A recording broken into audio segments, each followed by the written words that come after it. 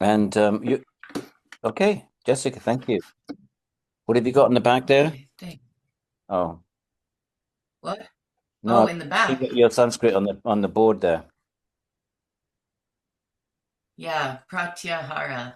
Oh, okay, Spelling out pratyahara for some students. cool.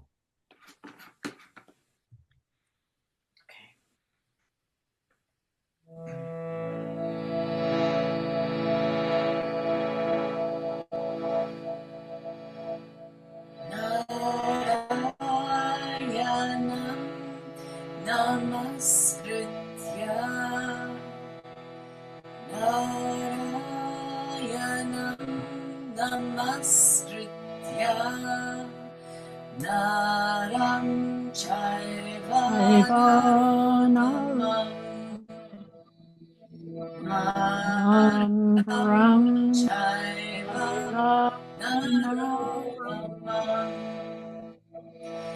Devim sarasvatim vyasam Devim sarasvatim vyasam Tato jayam udirayam Tato jayam udirayam Nashta prayeshvabhadreshu Nashta prayeshvabhadreshu Nityam Bhāgavata Sevaya Nityam Bhāgavata Sevaya Bhagavatu Tamashloke Bhagavati Tamashloke Bhakti Bhavati Naishtiki Bhakti Bhavati Naishtiki. And then I have prepared a slightly different tune today for Vasudevaya, so actually I can probably stop sharing. Okay, there we go. Here we go. Om Namo Bhagavate Vasudevaya. Om Namo Bhagavate Vasudevaya. Om Namo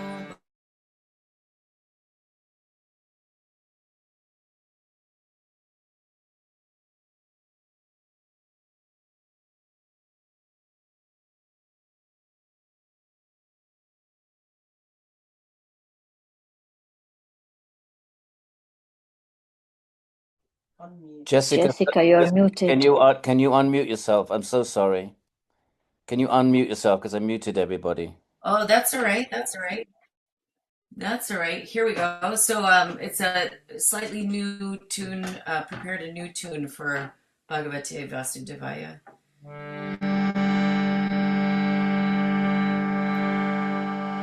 Om Namo Bhagavate Vasudevaya.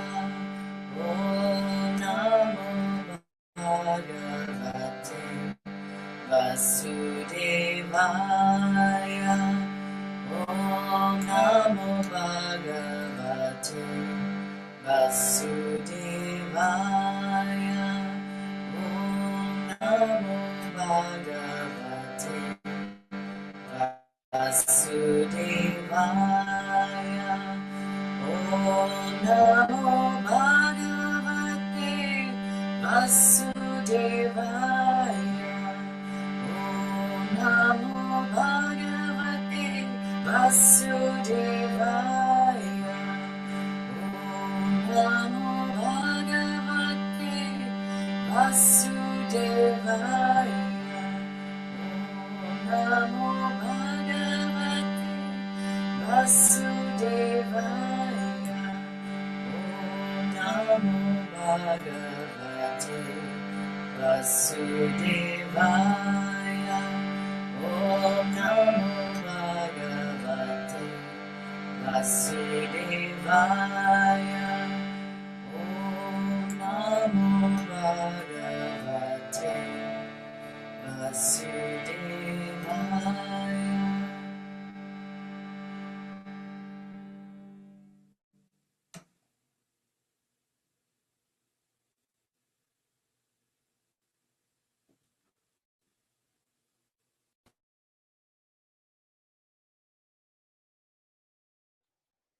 Thank you so much, Jessica. That's a nice new tune. That was great. Yeah. Namo Vishnupadaya Krishna Prasthaya Bhutale Shrimate Bhakti Vedanta Swamini Namine Namaste Saraswati Deve Gauravani Pacharine Nirvishesha Shunyavadi Paschatete Shatayine Akanda Mandalakaram Yena Vyaptam Characharam Tatpadam Darshitam Yena Tasmai Shri Gurave Namaha. Sri Krishna Chaitanya Prabhu Nityananda Sri Advaita Gadadhara Jivasadi Gaur Bhakta Vrinda. Hey Krishna Karuna Sindhu Dinabandhu Jagatpate Gopesha Gopika Kanta Radha Kanta Namostate Tapta Kanchana Gaurangi Radhe Vrindavaneshwari Vishabhanu Sute Devi Pranamami Hari Priye Apavitra Pavitro Va Sarvavastha Gatopi Va Ya Smaret Pundarikaksham Sa Bhaya Bhyantara Shuchihe.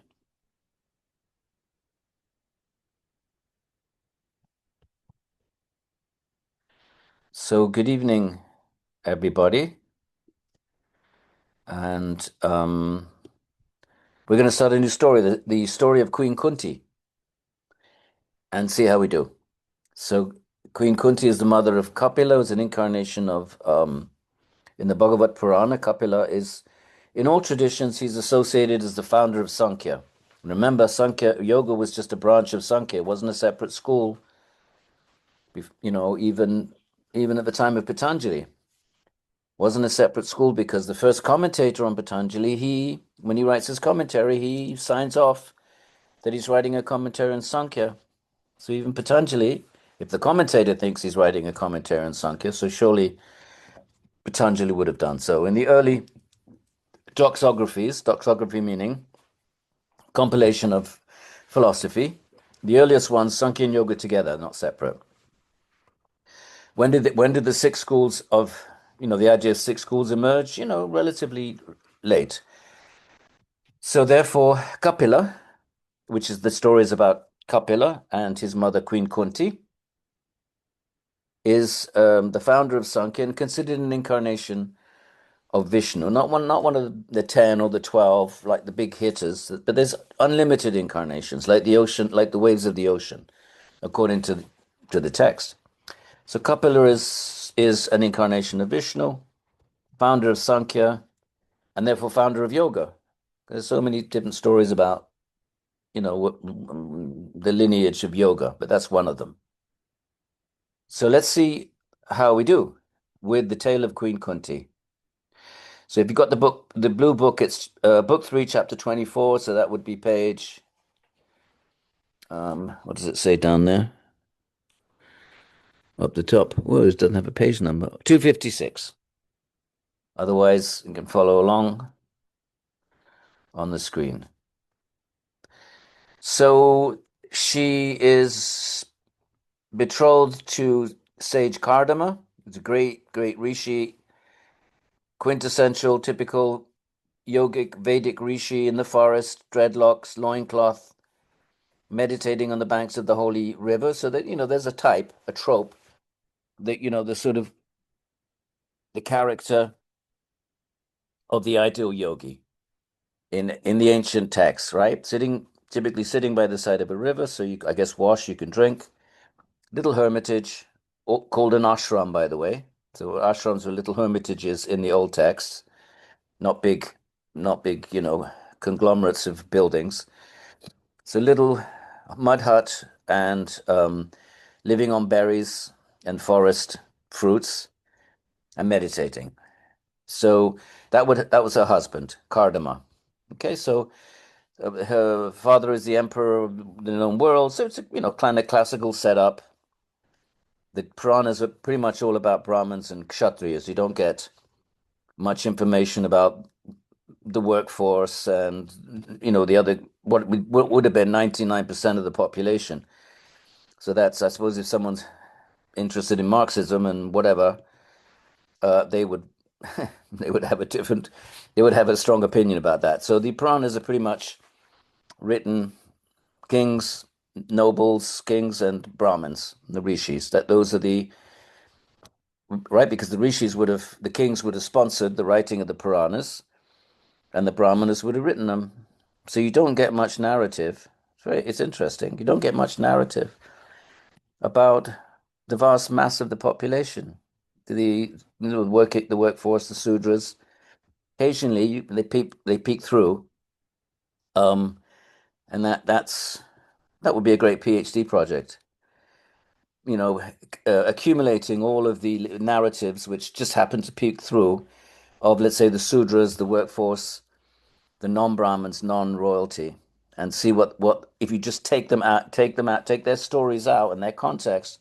What are their roles? Why are they introduced? Why are they there? You would have something quite interesting. That goes for the whole of the ancient world, not just India. So anyway, so the Devahuti then, she's a princess. So after her parents had departed, right, they brought her to the forest to give her hand to the sage Kardama. She's going to be the mother of Vishnu, remember? Mother of Kapila, founder of Sankhya. Different stories, but in all of them, he's the founder of Sankhya. In the Shvetashvatara Upanishad, Kapila receives the teachings from Shiva. So that bit may change. So in the Shvetashvatara Upanishad, Kapila is receiving the teachings from Shiva. In this Purana, he's an incarnation of Vishnu. So there you see some, you might call it sectarian differences in who is Kapila, but in all narratives, he is the founder of Sankhya. So there's no, so one could say historically, someone called called Kapila was the founder of Sankhya. Now, whether he was an incarnation of Vishnu or received the teachings from Shiva, I'm sure there's other narratives. That would be different Puranas might say different things, but he is the founder of Sankhya. I think we're fairly safe to assume that. Okay. So after parents had departed, the chaste Devahuti. Okay, so you can look at names now. Those of you who do a bit of Sanskrit, Huti is the Vedic you call. So Huti is a mantra you call out it during the Vedic. It's a Vedic mantra. And Deva, so it's a mantra to the Devas, the Vedic sacrifice. That's a cool thing, just doing that, just looking at names and seeing their etymologies. And some of you are doing Sanskrit, and I hope others of you, at some point, pick up a Satariya Sanskrit. Don't be afraid of Sanskrit. And just take your own time at it and don't get intimidated and chip away at it. And even just doing something like this, looking at the name and then, realizing it's connected to this Vedic culture, right? Just like we have Christian names. We even call them Christian names. What's your Christian name? We might not say that anymore. When I was a kid, it was what's your Christian name? Now we might say, what's your first name? But all of our names in the West, Peter, Paul, right? Francis, they're all Christian names.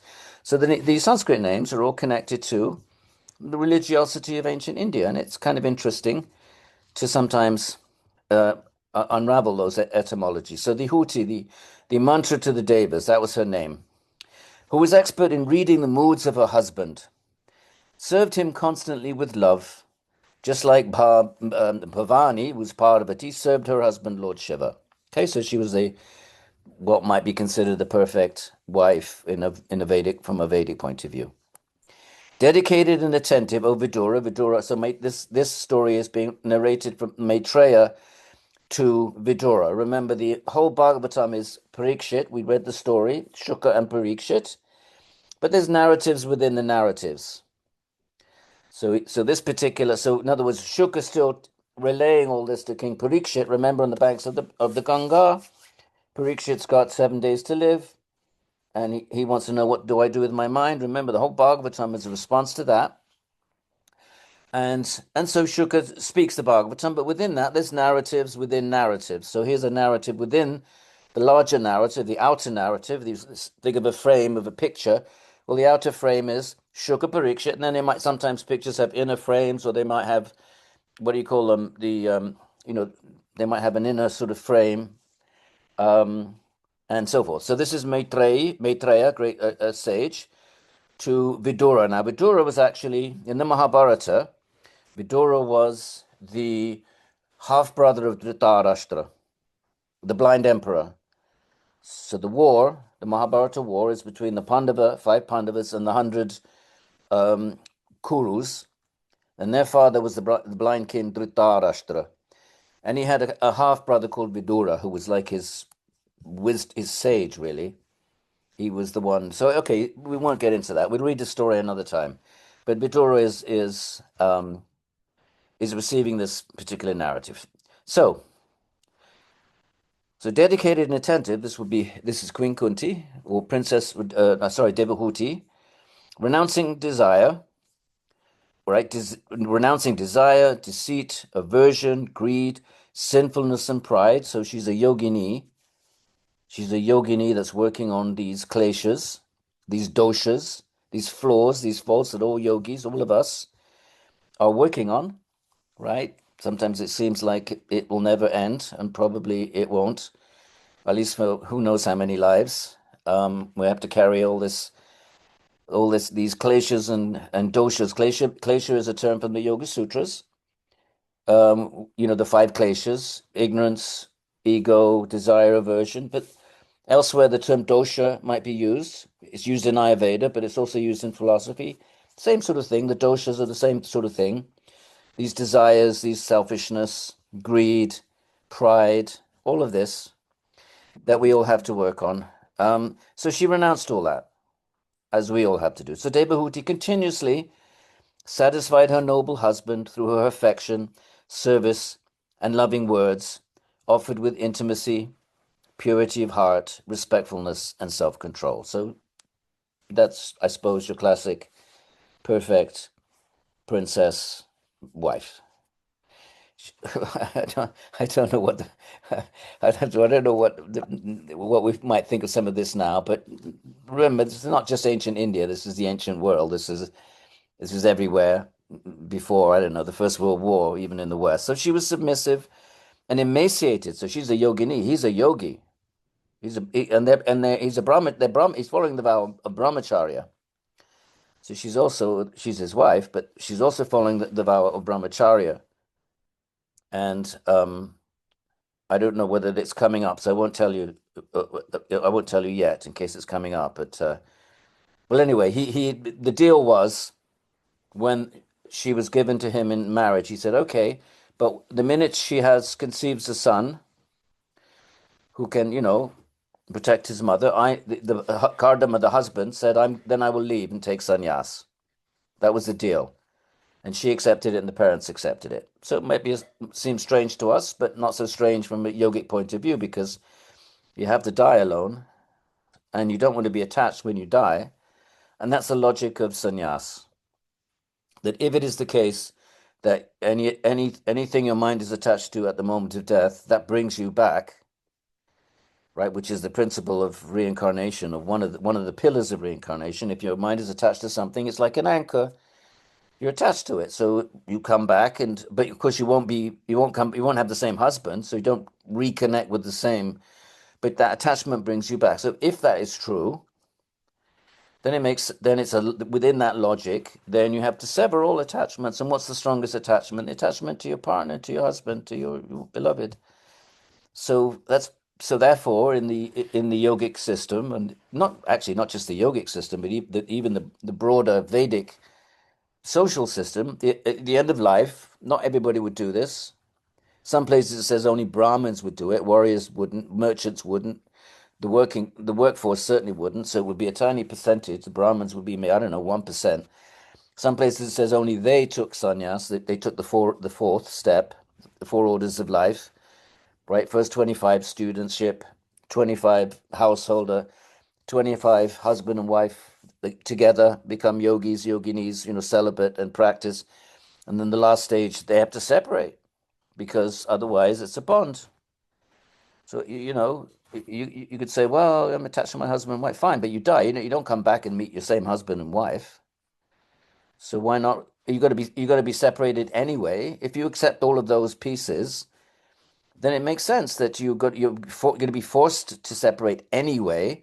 So then you do it voluntarily, with the hope that even severing that last attachment is in the well-being of both, the spiritual well-being of both husband and wife. So that was the deal. The minute you conceive, you'll be protected by the sun, and the husband will go off. Okay, so let's see. So I don't know. Maybe that was a bit earlier part of the story. So she was expecting great blessings from her husband, right? She was serving. He's a powerful yogi, has all the mystic powers, everything. So she was expecting blessings from her husband, which means that she wanted a child who was more powerful than destiny. And from his side, it wasn't, the husband also loved his wife. So from his side, with the voice trembling with love, he wasn't just a cold, impersonal yogi, just interested in his own meditative, prowess. So look, his voice is trembling with love. And it's all right, he's right. He's like the highest possible yogi, but it doesn't mean he's not affectionate to his wife. Overwhelmed with affection. Kardama, the husband, foremost of the divine sages, he's a rishi, spoke to Devahuti. She's the daughter of Manu, one of the great progenitors of mankind, Manu. If you check chapter 4 of the Gita, Krishna says, I gave this knowledge to to Vivishwan. Vivishwan gave it to Ikshvaku. Ikshvaku gave it to Manu. So he's one of the ancient progenitors. He's mentioned in the first verse or second verse of chapter 4. So he spoke to the daughter of Manus, they're the progenitors, who had been so devoted. Kardama said, O daughter of Manu, now I have become pleased by your exceptional service and complete devotion. This body is very dear to embodied beings, but you have neglected it in renunciation for my sake. You have been very dedicated. So she left. She was a princess, so she gave all of that up in order to be a yogini at the side of her husband, celibate, barely eating, maximum, frugalism, extreme frugalism, and so forth. So he says, I now bestow upon you divine vision, because he has all the siddhis that we read about in chapter 3 of the Yoga Sutras. See how I, dedicated to the pursuit of the goal of life, right? The goal of life is to realize the Atman. So that's the ultimate goal of life. We have to try to do that before we die. These others, raising families, all these things are, of course, important for householders, but that's not the ultimate goal of life. Because eventually we have to leave this body. So if we don't realize the Atman and devotion to Bhagavan before we leave the body, then we come back. And then, next time it's not going to be the same family. So there's some logic to renouncing, at least at some point, before the end. Good. So this body, okay. So he says, see, I've obtained the Lord's blessings. So this is bhakti, theism, by dint of my yogic practice, by dint of my learning, svadhyaya, my samadhi, and my tapaha, austerities. So you have attained, right? The fourth chapter of Patanjali, how do you get siddhis? There's 5 different ways you get the mystic powers. One is tapaha. So by that is tapaha. You have attained those same blessings through your service to me, he says. These blessings lift one beyond fear and lamentation. And usually when something like that is said, it takes you to a place beyond identity with the body, because we're fearful for the body. We think fear is coming from body and mind. We think something's going to happen to our body, or, we fear some loss in the mind. So these blessings lift one beyond that, means it takes us to the Atman. What is the use of other material accomplishments? All of our grand projects in this life, printing books, whatever it might be, making money. What is the use? Which are repeatedly destroyed by the raising of the eyebrows of Lord Vishnu. That means time. Because Vishnu glances at the beginning of creation, he glances at inert Prakriti. And that's what kickstarts the gunas at the beginning of each cosmic cycle. Most of you know that creation is cyclical in Hinduism. So in between the cycles, the gunas are latent. So then the question is, what kickstarts them? That's one of the big arguments Vedanta raises against Sankhya. Sankhya doesn't accept an Ishvara. There's at least one school of Sankhya. This school here in the Bhagavatam is the theistic school, but there's another school that says we don't need to have an Ishvara. The gunas, they just agitate and they produce the world. Why do we have an Ishvara? So the Vedanta cuts back and says, well, what agitates them then? They remain latent for whatever it is, 418 billion years, whatever the duration of a cycle is. But what agitates at the beginning? There must be something external to agitate it.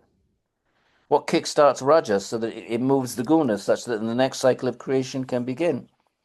So that's one of the arguments that Vedanta uses against Sankhya to assert that there must be an Ishvara outside of the system. And it's just by the glance of Vishnu. So of course Vishnu doesn't even need to glance, can just by an act of will starts creation. But they just frame it this way, by the raising of the eyebrows of Lord Vishnu. So once you've read a bit of Puranas, you get familiar, you'll know what that means. That raising of the eyebrows means that's time. And time is nothing but movement. It's not some other thing. It's not an other force. Time is simply the movement of Prakriti itself, which means Rajas. Basically, time is Rajas. So everything's destroyed by time, all of our other grand projects. So what's the point of them, he's saying? What is the use if death is going to take them all away from us? This is Jnana Yoga. Jnana Yoga is pretty harsh. It's not harsh, it's truth. But truth, if we're in ignorance, truth can appear to be harsh. And we prefer to just be in ignorance and just not talk about death, and it's not cool, that's depressing, that's pessimistic, don't talk about dying, don't talk, right?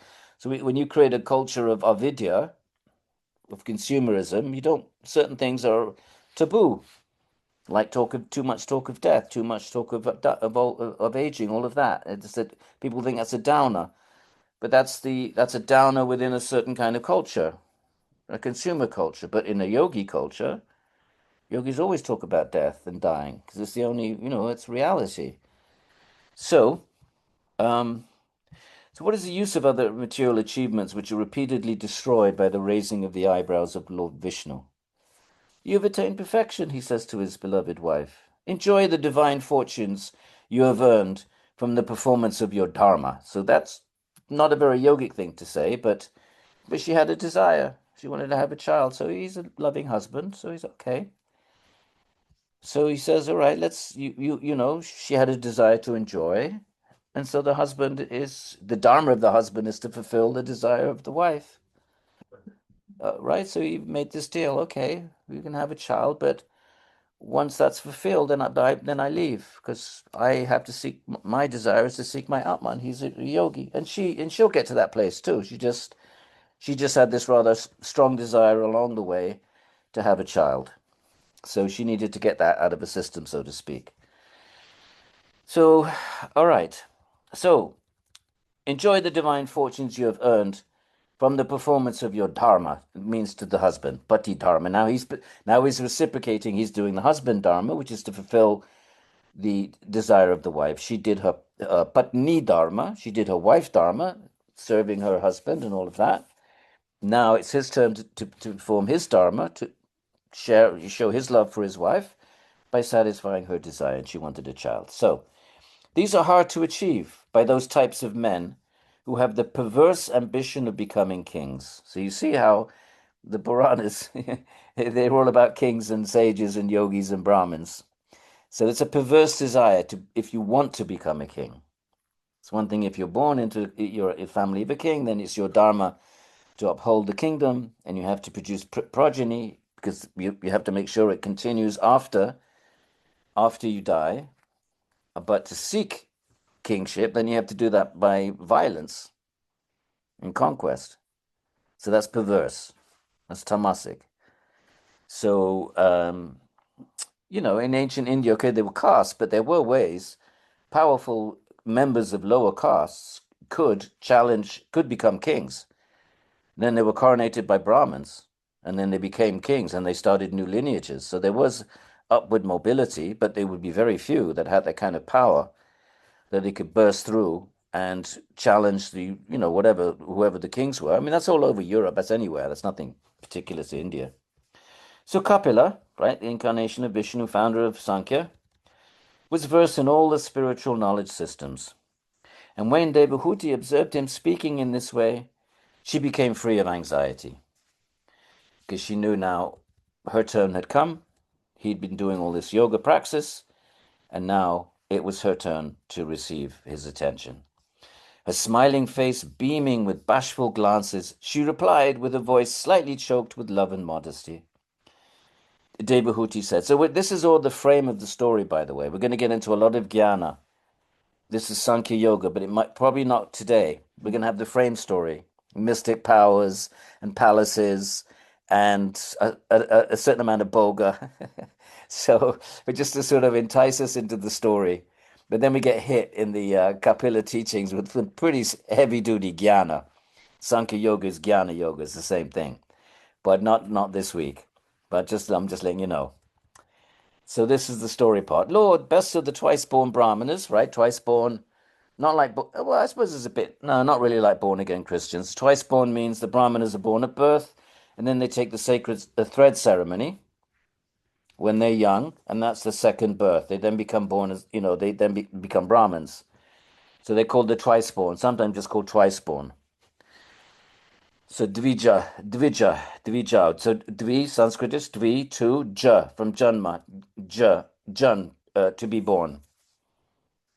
So dvija, it's a upapada compound. Upapada, you drop the n, it's a reduced word compound. I'm going to throw out a few Sanskrit bits and pieces. One for our Sanskritists who are performing so much tapas and are making it, and also to inspire some of you.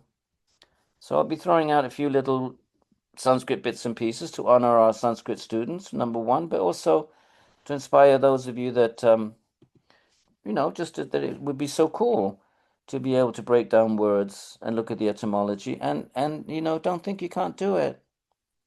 Anybody can do it. It's just a language and it's beautiful. So what if it takes the rest of this life? You're not going to master it anyway. I haven't mastered it 45 years. So it's just a beautiful thing to do, to be able to look at a word and say, oh, look, this is the verbal part, this is the stem, this means this. So she says, the best of the Brahmanas. Naturally, I already know that all this has been achieved by you. She says, I know who you are, the master of mystic powers. And that's called Yoga Māyā, curiously, because that's going to mean a very different thing in the 10th book. And it means a very different thing in the Shakta tradition. So those of you who are associated with the Kundalini traditions, Yoga Māyā here means something quite different. So be careful about words you may be familiar with in one context may not mean the same thing in another. And then she says, but offspring are a more precious gift to women who have been virtuous than mystic powers, she says. I don't know if you want to, what you think of that, but that's her comment. We're reading an old text, okay, so let's not project too much modern feminism backwards, and try to just enter into the Vedic world, my friend. That's what we do in this Swadhyaya. We're doing our best for 2 hours every 2 weeks, just to leave our own, or whatever our contexts are, our locations, our situatednesses, and enter into this world of Vedic India without judging, without trying not to bring our baggage with us. Just leave it at the door. Pick it up on the way out after 2 hours. So offspring are a more precious gift to women who have been virtuous than mystic powers. Moreover, you once made the promise that one day we would unite intimately. So they've been celibate all this time. Remember? And he said, okay, I'll accept to the father and mother, the king and the queen, I'll accept your daughter, Devahuti, but The minute that she becomes pregnant and I know that she has a son to take care of her, I leave and take sannyas. He didn't want to get married. He's a yogi. Yogi's a brahmachari. You know what the yamas are. Ahimsa, satyam, brahmacharya. So he's agreed, begged by the king. The king wanted, the king. I can't remember why. He wanted a great rishi for his daughter. He wanted to give her the best possible husband. What's the best gift you can give? Is liberation. If you're a yogi, what's the best thing you can do for your kid? Right, parents, think about it. Put on a yogic hat for a minute. Put on a jnana hat, and this is your metaphysics. This is your world. This is your understanding of self. This is your understanding of the goal of life. Right. So, what parent doesn't want the best for their kids? So, what do? We educate our kids. We buy them a house or something so that they're safe when we die. But if you're yogi, what's the best thing you do for your kids? You give them liberation. So then what? Well, then in this case, you give them. He's a king. He's probably not a great yogi, the father of Devahuti. So he wants his daughter to marry the greatest yogi in the kingdom, so that he knows that his daughter, this temporary life. Think about it from this lens. Let's step out of our consumerized, commodified, way of thinking. From the yogic way of thinking, he wanted what the greatest gift is that this would be the last birth of his daughter. She wouldn't have to come back in samsara. So then, how do you do that? He wasn't qualified as a yogi. He was a great king, but not a yogi. So then he gave her to she accepted. She was delighted. She was a very advanced yogini. She was all ready from past lives for this kind of a situation to give it to Cardama. That way he would get, he would make sure that this would be her last birth. And it was. And not only that, but she actually gave birth to Vishnu. How about that? So she says, my love, moreover, you once made the promise that one day we would unite intimately. My mind is overwhelmed with love, incited by you. But my body, which is full of sexual desire, is wasted and emaciated because she's been doing tapas in the forest. Please make suitable arrangements in accordance with the scriptures, right, dharmic, so that it can be made attractive. I want to be sexually attracted so that we can unite and so I can conceive a child. So that's her request, and of course he has mystic powers, so he can do anything. And please create a suitable place for our sexual union, my lord. So now we step out of the narrative back to Maitreya, right? Who's speaking to Vidura, right? He's telling, and which is in beyond that. There's of course Shuka telling the whole thing to Parikshit. We've already discussed that. So now Maitreya said, then O Vidura, Kardama, desiring the satisfaction of his beloved, situated himself in yogic meditation, right? And with his yogic, this is samadhi. This is one of the side effects of samadhi is that you develop mystic powers. And with his mystic powers, created a flying palace that could travel according to one's wish. Do you know what this is like? Some of you have read Autobiography of a Yogi. It was a classic of the 60s. Do you remember Lahiri Mahasai, his genealogy, right? Paramahansa Yogananda, and his guru was whatever, Lahiri Mahasai. And then there was the mystical Babaji up in the Himalayas, who was hundreds of years old. He was like in that lineage, and he could create palaces at will. If you remember the autobiography of a yogi, which was one of the books that really opened up in the counterculture of the 60s, one of the canonical books at that time that opened up Eastern philosophy to tens of thousands of hippies, it was a classic, was Paramahansa Yogananda's Autobiography of a Yogi. It's a great, easy, simple hagiography. It's a good read. And I would say one of the classics of kind of exported yoga. But in that, you have this mystical Babaji, who was supposedly still living in the Himalayas, hundreds of years old.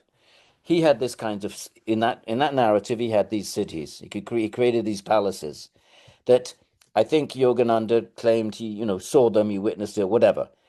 But it's part of that. So we have this. If you're a yogi, you look at the third chapter of the Yoga Sutras, you can do anything. Because what happens when you're a yogi? You're in with intense. If you're seeking mystic powers, remember Patanjali says only. He says only those whose minds are vyuttana, outwardly going. He says are interested in siddhis. He says real yogis are not, because real yogis are seeking the Atman. But there were yogis, and some of them demoniac. How do you think the big demons of ancient India got their power? You look at the story of Ravana and Hiranyakasipu. It looked exactly like what yogis are doing. They were sat motionless. Some of them even stood on one leg, concentrated. They had no interest in the Atman whatsoever. They wanted power. And some of them were malevolent. You know the great stories. You know the Ramayana.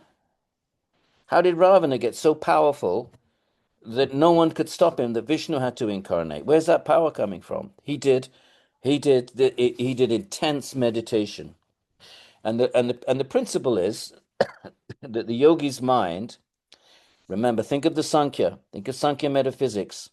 Remember the charts. You've all got a Sankhya chart in the back of your yoga books, and you have the three gunas. First of all, you have Purusha Prakriti, and then you have the 25 things that emerge from Prakriti. Well, what are they? They're the three gunas. What comes out? Buddhi. And then what comes from that? Ahankara.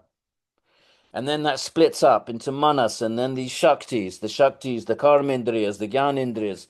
Then you have the qualities, then you have the gross elements. But what does that mean? It means everything are the three gunas, and the first evolute of the three gunas is buddhi. So buddhi underpins everything. Just like a physicist will say, subatomic particles underpin everything, gravitational forces underpin everything, right? We think we're looking at tables and chairs, but really what is it? Subatomic particles and forces. So from a Sankhya point of view, what is everything? Everything is the three gunas, and that's the base level. But then from that you have buddhi. Now a yogi has intense control over the buddhi, and the yogi is no longer contained within his own his own subtle body.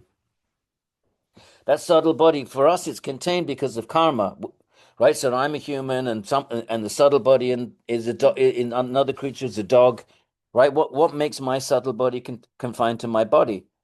It's karma. What makes the dog's subtle body confined to the dog's body, or the cat?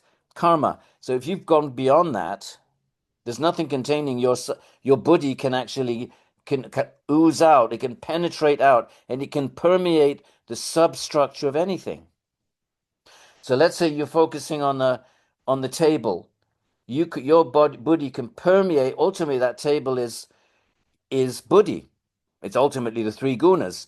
But so your buddhi can kind of penetrate the buddhi of the table and rearrange its external manifestation. So you can make that table suddenly change into a chair. It's not magic. It's not magic. It's simply subtle physics. So therefore, with the power of concentration, your chitta, your buddhi, can permeate the substructure of anything and rearrange its external effect.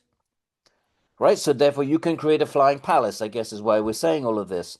It's not magic. It's not some magic story like a wand. You wave a wand. It's actually subtle physics emanating. Why is it subtle? Because it's based on mental. It's based on the mind, and the mind can uh, can can seep out or pervade out or permeate out, and penetrate the substructure of anything, any external thing, and rearrange its gross makeup. And all of a sudden, it changes into something that looks like magic. Nothing magical about it anymore at all. The example I like to give is, imagine you went to a planet where they had no, let's say, ice, and you went there, or imagine you went to a planet where everything was ice, and you went there and you brought a torch with you, a fire torch, and you applied heat to that ice, so what you're doing is an element is pervading the grosser element. Your fire element is pervading the molecules of ice. All of a sudden, the ice dissolves into water.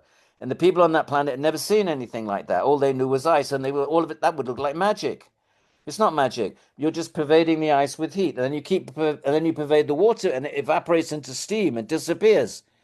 That all seems like magic, but it's not. You're simply pervading something with a finer substance. That finer substance is affecting the grosser substance. Fire is affecting the block of ice, so it dissolves into water. Then you apply fire to the water, and it makes that dissolve into steam. So there's nothing magical about that because we happen to know the physics that we happen to know what's going on with that and the chemistry. Well, what if there is a similar kind of what if there's a similar process, but not using fire or gross elements, but mind stuff? We can't say that's impossible. We can just say, well, no, I haven't seen anybody do that. That's fair enough. But you can't say in principle, there's a logic to it. A subtler thing can dissolve a grosser thing. That's the principle. Can a subtler, it's material, mind is material, but a subtler form of matter can affect a grosser form. That's the principle of mystic powers. So here he is I'm just trying to show a logic to it, so that we don't read these texts and just think there's some kind of a fairy story like some fairy godmother waving a wand. It's not like that. It's subtle physics. Take it or leave it. I suggest we have no business either taking it or leaving it. All we can say is there's a logic to it. There's a metaphysical logic to it, and and maybe we should be. I suggest, certainly for myself anyway, being open-minded to these kinds of claims.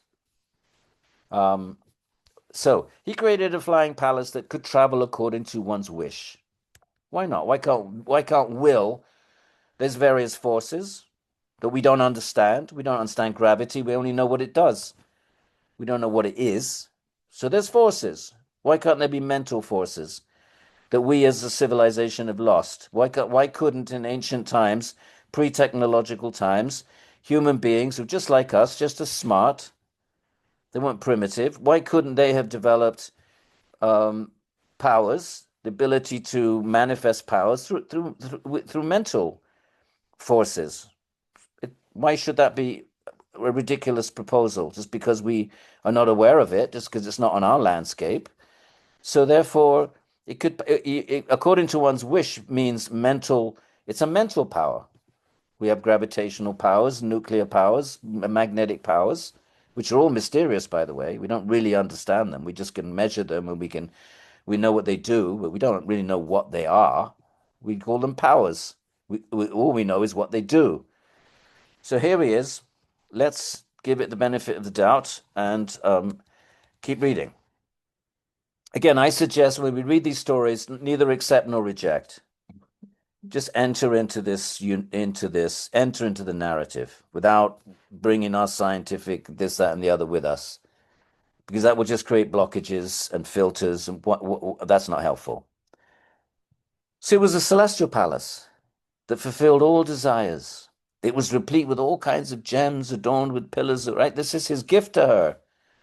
This is his conception gift. People give marriage gifts, right? If you're rich, you could buy some $10 million diamond for your sweetheart. So this is his offering to his beloved wife that has performed all this austerity for so many years and is amazing. Now he wants to give back to her.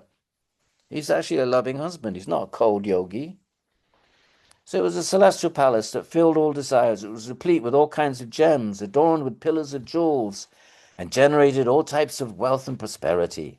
It was filled with celestial paraphernalia and was pleasant in all seasons, because you have different kinds of stones that are suitable for different seasons. Like marble is very cool, but not so good in the winter because it's cold. So you have whatever it is that is, So it was built in such a way, pleasant in all seasons. It was decorated with a variety of ribbons and banners, resplendent with fabrics, assorted linens, silks, fine cloth. And there were bees buzzing about beautiful wreaths and exotic garlands. Bees are very auspicious. we tend to get scared of bees because we're afraid of stings. But in Indian aesthetics, bees are very auspicious. Like Krishna's garland there's always bees buzzing around Krishna's garland. So of course they're great devotees in the case of Krishna that get to take birth as a bee and buzz. Can you imagine being a bee and you're that close to Bhagavan? Even the gopis are they probably upset that the bees get to buzz around all day at Krishna's garland. So you'd have to do a lot of very special bhakti to be a bee. Um, Personally, I want to be a monkey, but that's between you and me. Right then. So because monkeys, they get to see the day leela and the night leela. You see, in the Krishna leela, the gopis have Krishna at night, and the gopas, the male little cowboy boys, they have Krishna in the day, but the monkeys, they get to have both. So they have balcony seats because they're up in the trees. They get you there. They're sitting having balcony seats at having darshan. So, okay, darshan meaning you get to see Bhagavan. So it was constructed with different levels, placed one on top of the other. The place was delightful with seats, fans, couches, and beds placed here and there. It was adorned with various types of artwork placed all about, and was magnificent with emerald floors and coral dioceses. So this is his wedding gift, or at least his conception gift. Resplendent. Oh, it's going on for quite a bit, but let's read it. Let's just follow it. Resplendent with doors inset with diamonds, with coral thresholds at the entranceway. The palace was crowned with golden urns in its sapphire turrets. So, I mean, the text would say that in the Kali Yuga, the earth does not release its treasures. So we have to dig in awful conditions to get gold, and we have these horrific diamond mines where, people get exploited. And in other words, for us to extract precious gems, it's kind of a nightmare on the ground. It's a nightmare scenario, of poor people, practically slave labor, and you have to go in dig these awful holes, and go down in these pits and risk your life and so forth. That's the Kali Yuga. But in previous yugas, the earth, because of piety, so piety is reflected in the environment, it's reflected in nature.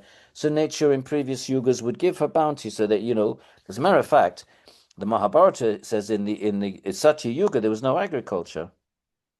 Agriculture is already the sign of bad karma. You have to go and toil in the fields. We think of it as a step forward, but nature was bountiful. There were fruit trees, there were fruits everywhere, and all vegetables. Well, you didn't need to cook.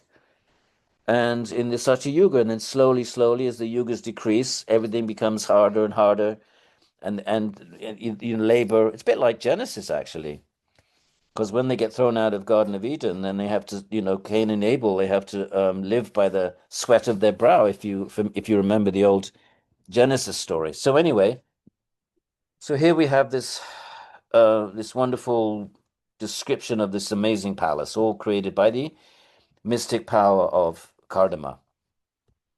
It echoed here and there with the cooing of flocks of pigeons and swans. These kept flying up again and again, mistaking artificial birds to be their own kind. So they had these birds made of marble and gems that were so amazingly made. They were so lifelike, the pigeons actually thought they were real. In other words, why does he add that detail in there? To suggest how expertly crafted the palace was. That the cuckoos, all these little details, they're all communicating something. So then he says, right, okay, Kardama was himself astonished by its pleasure grounds, resting places, bedchambers, courtyards, and patios, all designed to delight. So, when we get to Jnana Yoga, we're going to get hit with a very different kind of, a narrative. So right now we're just being lulled into the story. We're being seduced into the story. So Kardama, who knows the minds of all creatures, addressed himself to his wife, who was staring at the spectacular house, her mind ill at ease. Bathe in this lake, O timid Devahuti. he says to his wife, there's a lake there, and then ascend into this palace. It is a sacred place created by Vishnu. I don't know why he says that. It was created. I don't have an explanation for that. Created by Vishnu, because he created it. But I'll have to think about that. Why does it say created by Vishnu? Anyway, and fulfills the wishes of human beings. Unless you want to say Vishnu creates Prakriti, and therefore it's just another expression of Prakriti in a beautiful expression of Prakriti with gems and jewels. And if he means by that, it's made of matter, and Prakriti is Vishnu's Shakti, that would be one way of understanding that, but I'm not sure if that's what he means or not. Again, what do you do when you run into something like that and you're not sure why it's there? What do you do when you study this? Traditionally, you look in the commentaries. You say, what do the commentators say? What do they say about what does it mean, these created by Vishnu? And so one day we'll do that. We could do, start reading the commentaries. I have the whole set of Bhagavatam with, I think it's something like 30, 40 commentaries. I have the whole thing, which at some point I want to start reading. So the lotus-eyed Devahuti, who was wearing dusty clothes and whose hair was matted, she had dreadlocks, accepted the words of her husband. Her body was covered with dirt and her breasts were speckled with grime. She entered the sacred pure waters of the Sarasvati river, so that they were next to the Sarasvati, which is a missing river. So if you look at, I don't know whether I can't remember what we've discussed or not discussed, but there are two main rivers. There's the Ganga, and there is obviously the Yamuna, and they meet at Allahabad. And it's called Triveni. There's supposed to be three rivers. Well, where's the third one? Well, for years, archaeologists, historians thought it was just a mythic river. And then they found a massive, great big dried riverbed going from Pakistan northwest. It's called they call it the Ghaggar River. And it's right where the texts say the Sarasvati should be. The Ghaggar and Hak thing is called the Hakra Ghaggar. It depends on which side of the border you're on. Massive, with huge, Indus Valley civilization was actually on the banks of this massive, great big dried river. And in fact, there is a reference in the Puranas to it already drying. When Krishna's brother Balaram goes on pilgrimage, it says something about the Sarasvati at that point had almost dried up. So we have this now evidence, and it must have been the Sarasvati. I know secular archaeologists say, well, we don't know what it was. Fine, because they don't, but so that's the Sarasvati. Now it's just a dried riverbed. So she goes into the water, and within a building inside the lake, she saw 10,000 young girls who were all youthful and as fragrant as lotuses. Okay. So when they saw Devahuti, the women immediately rose up and addressed her with folded hands. We are your maidservants. Instruct us as to what we can do for you.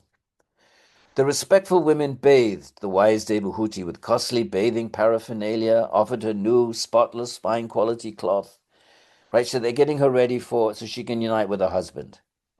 So she's preparing for a amorous encounter so that she can conceive a child. So she said, remember, she asked him, she said, look, I want to make myself attractive for you, but I'm all emaciated. I've been fasting, tapas, dreadlocks, hadn't combed her hair for who knows how long.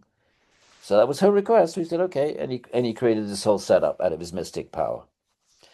So they gave her exquisite, valuable, shiny ornaments. They fed her with foodstuffs of every flavor, and they gave her inebriating nectar to drink. Oh, there you are. So a little bit of inebriation perhaps helps a romantic encounter. So after this, Devahuti saw herself in a mirror. She was clean, wearing spotless garments and a garland, receiving great honor from the maidservants and blessed by the gods. Bathed them with washed hair. Right? I don't know how they got a brush through it after she'd been. This is the real dreadlocks, by the way, not the ones you go to Brooklyn hair salon. This is when your hair is just completely matted. and you don't touch it. My teacher had matted, he had matted hair, which is matted, and he had a matted beard. It looks kind of scary. You just leave it. You'd never touch it. Those are the origin. Those are the real dreadlocks, or at least the yogi dreadlocks. Oh, 1 hour. Okay, let me just quickly stop share.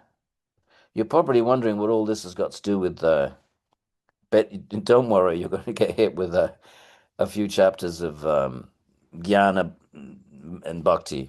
This is just the frame. Okay, go to this computer. And where did it? Oh, we're going to go down here. Click on that. Right. So now she's not because they've transformed her into this beautiful lady. So she was decorated with all kinds of ornaments, bracelets, tinkling golden ankle bells, verse 31, and a golden necklace, adorned with a golden girdle, decorated with jewels placed over her hips, a pearl necklace, and golden ornaments of great value. She had beautiful teeth and eyebrows. So basically, this sort of magic, I don't like to use the word magic, but this pond, this river created by the power of Kardama, which is the Sarasvati within the Sarasvati, was transforming her.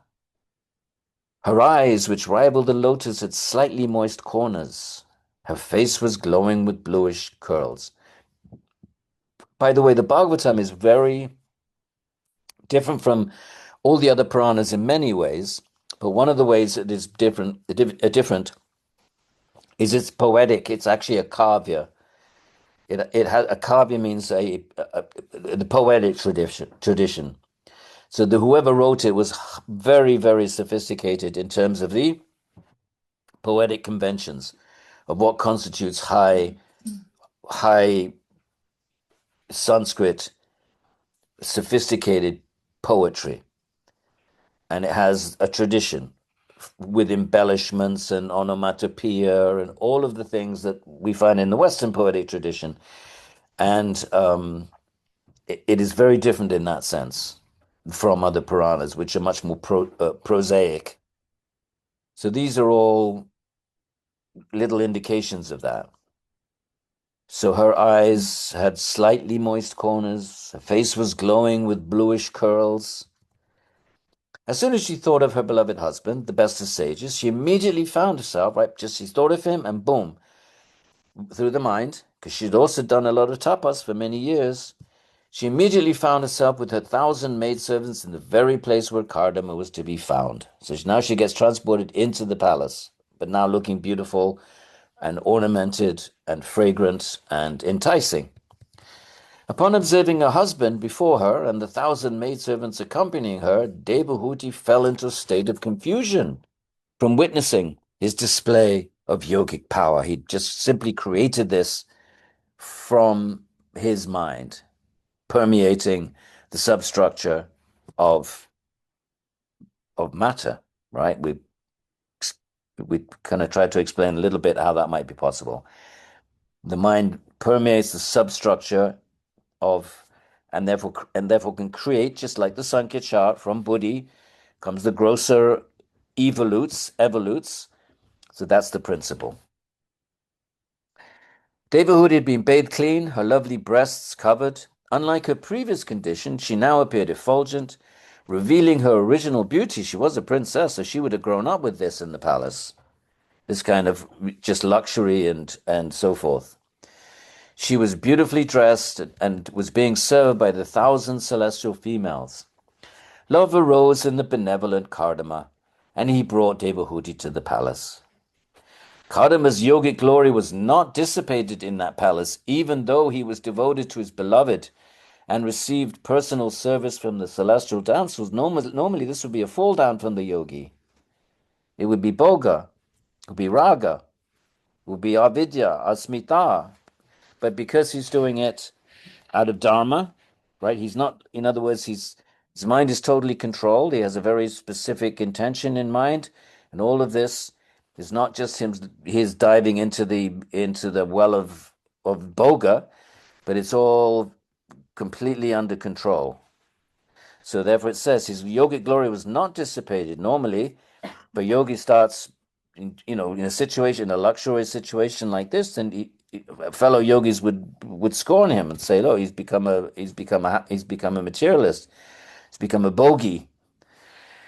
But he was not dissipated in that palace, even though he was devoted to his beloved and received personal service from the damsels.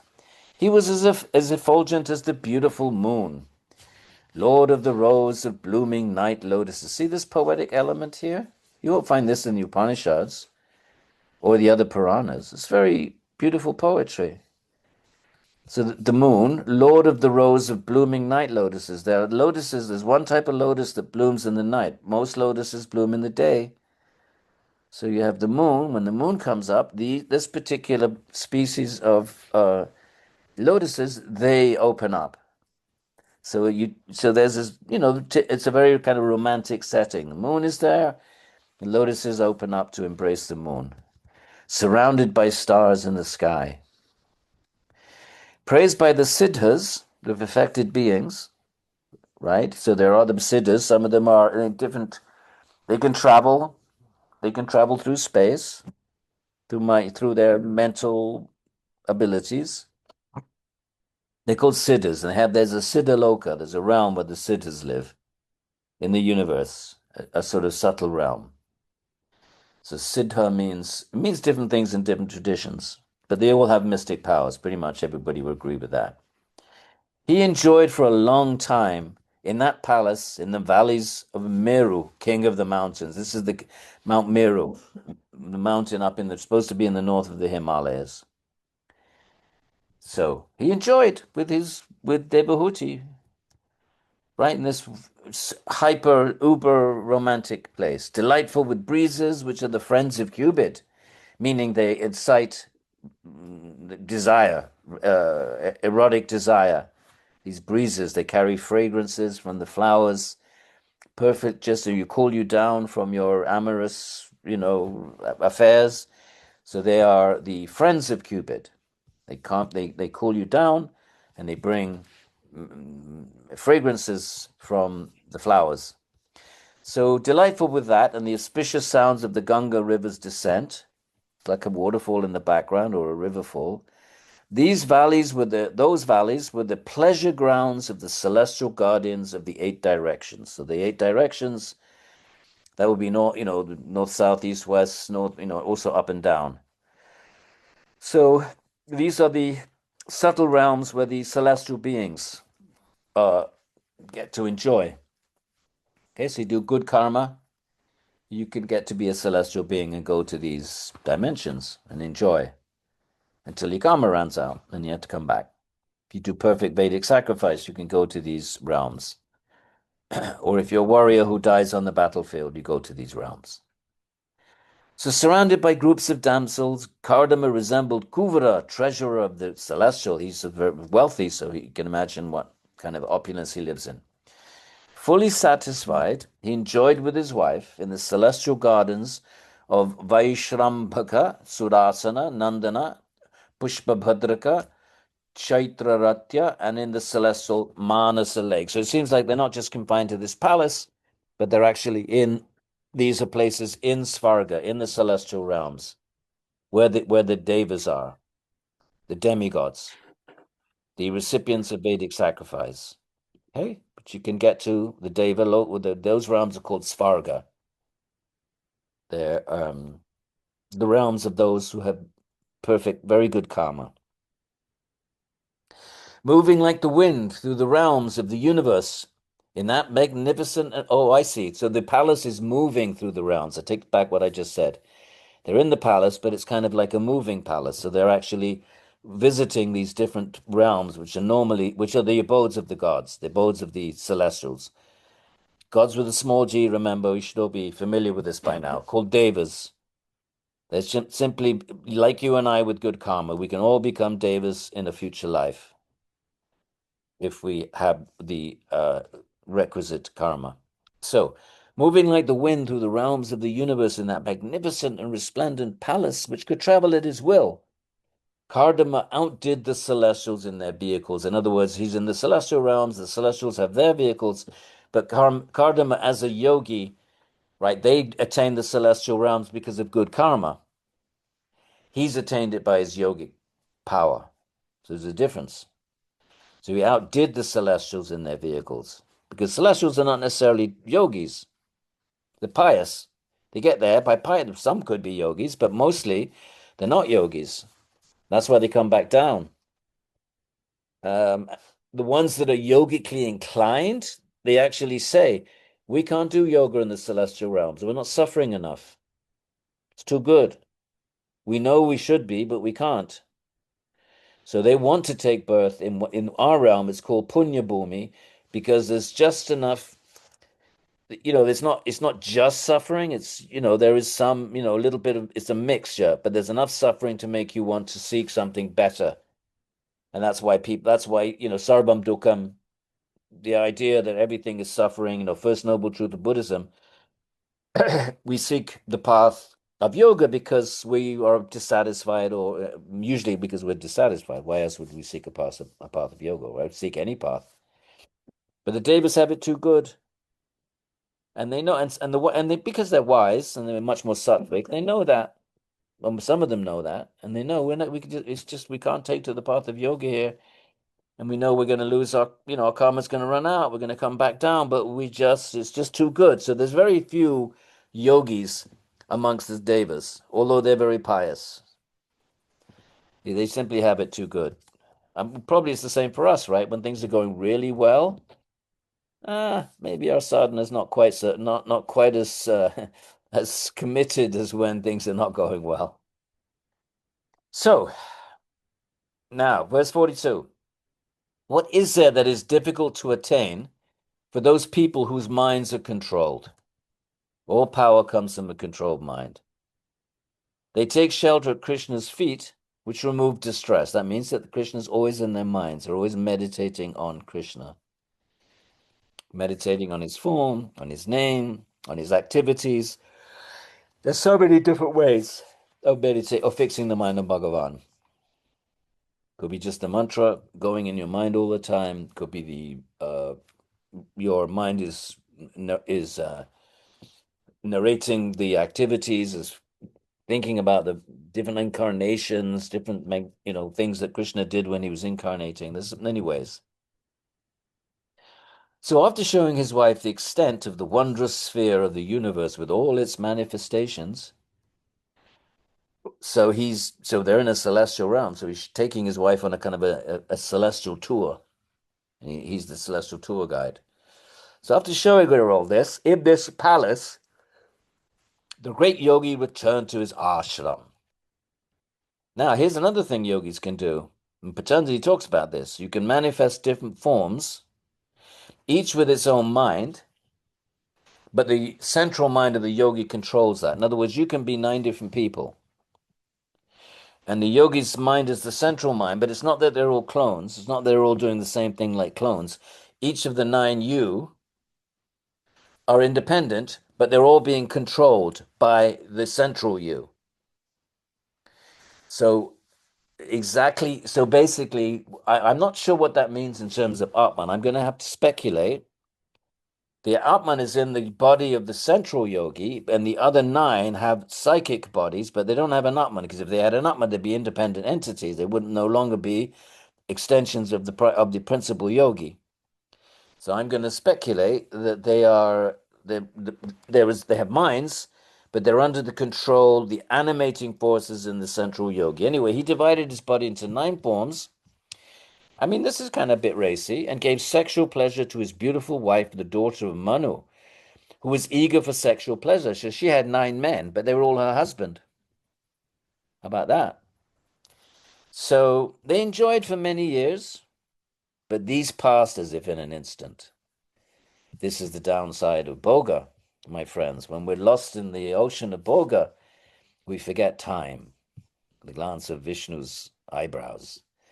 So they enjoyed. So she had 9 men, and she didn't have to feel like, unchaste. They were all her husband. I'm not sure that's a good thing or a bad thing, having 9 men, but you can all contemplate that for yourselves. So they enjoyed for many years, but these passed as if in an instant. Reclining in that palace in the company of a very handsome husband on a magnificent bed, which enhance sexual pleasure, especially designed mattress, whatever.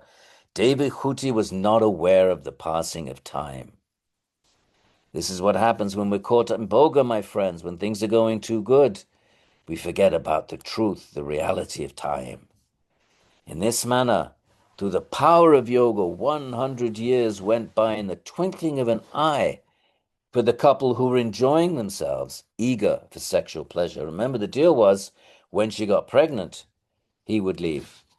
So it's 100 years she hasn't got pregnant, so they're enjoying. Basically, they're having a sexual encounter in this magnificent pleasure house, and it's 100 years. It goes on for 100 years. So for a bogey, that's probably as good as it gets. The powerful Kardama, knower of the Atman, and knower of everyone's desire, so he's self-realized. He's not lost in this ocean of boga. He's he's doing this as a service for his wife, but somehow or other he's doing this from a place of detachment. Why not? Why is that impossible? He's not thinking I embody mind and I'm going to find my happiness through this kind of boga, through this enjoyment. No, he's realized his Atman, and but he's made a promise. He's dharmic, and he wants to satisfy his wonderful wife, and he's doing it for her. So he's actually doing it in the spirit of karma yoga without attachment to the fruits. So, um, so 100 years went by in the twinkling of an eye. That's what happens when we're enjoying. Life shoots by. Twinkling of an eye for the couple who were enjoying themselves, eager for sexual pleasure. The powerful Kardama, knower of the Atman and knower of everyone's desires, considered Devahuti as his other half. He was a loving husband. There's nothing abusive here. There's nothing. I mean, you read it for yourselves. But he's coming. The text is presenting him as a loving husband that really wants to satisfy his wife.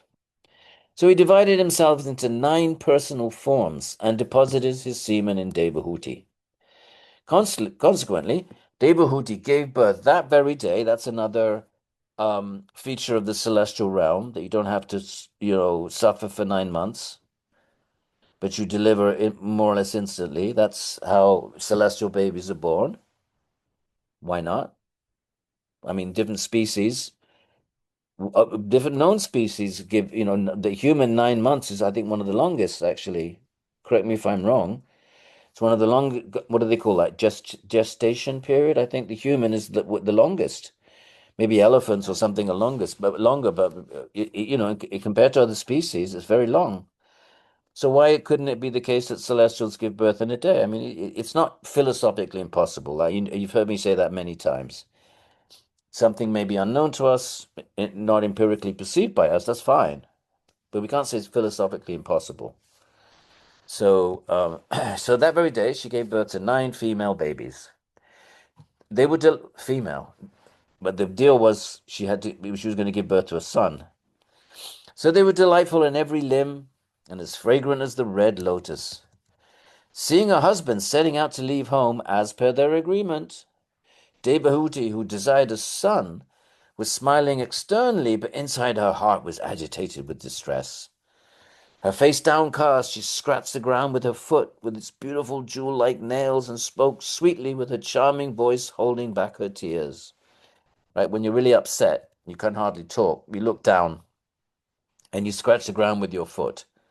It's just kind of like a nervous reaction or an emotional reaction.